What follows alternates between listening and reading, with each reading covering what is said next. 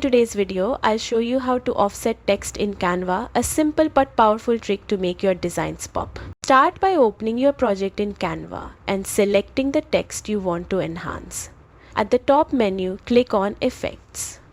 This is where all of Canva's text effects are located. From the list of options, choose Outline.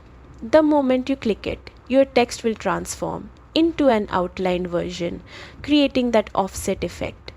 Now, use the thickness slider to adjust how bold or subtle you want the outline to look.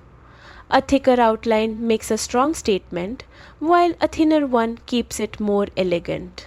Next, customize the color of the outline. Click the color box beside the slider and pick a shade that matches your design. You can go bold with bright colors or subtle with neutral tones.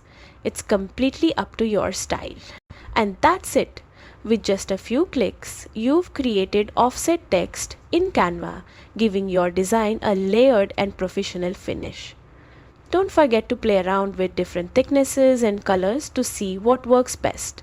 If you found this tutorial helpful, make sure to like and subscribe for more Canva tips.